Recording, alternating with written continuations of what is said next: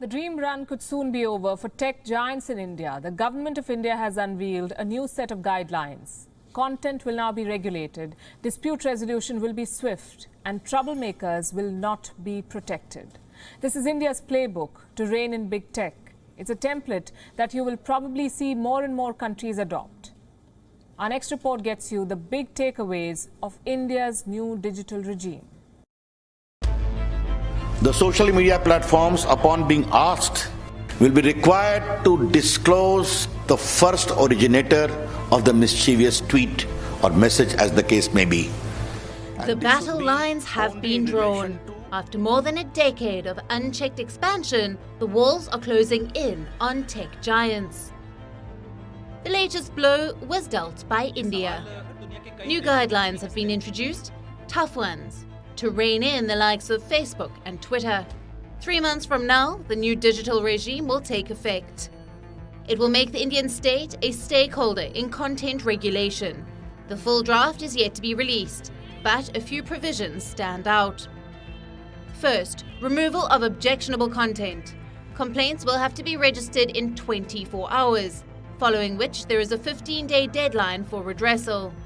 But if the content is highly provocative or hurtful, it must be taken down in 24 hours.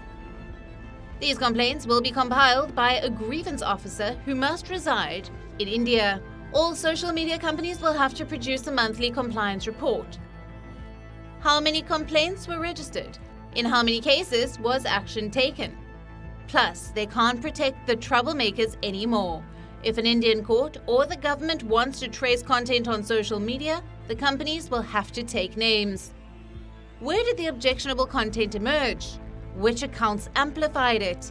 Information that they have always denied. Big tech does not have a fixed yardstick. In Europe and America, they often submit to government scrutiny. Elsewhere, they run riot, stealing private data and fueling propaganda. सभी social media का स्वागत है, लेकिन बड़े आदर से कहूंगा, there should not be double standards. If an attack is there on Capitol Hill in Congress, then social media support the police action. But there is an aggressive attack on Lal Killa, the symbol of India's freedom, where our Prime Minister swayed the national flag. You have double standard. This is plainly unacceptable. There are new rules for streaming services as well. They will be overseen by a self-regulatory body headed by a retired Supreme Court or High Court judge. The content will no longer be one size fits all. There will be 5 categories based on age: universal, age 7+, 13+, 16+, and adult.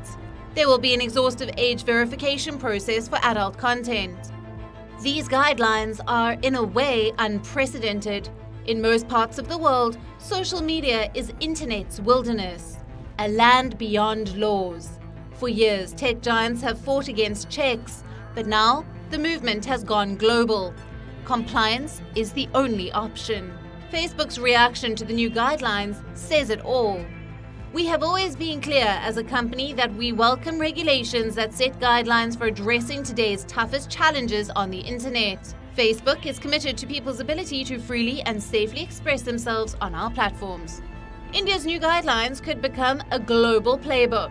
One thing's for sure, tech giants are no more the darlings of the internet. But the question is, can they avoid becoming its scourge?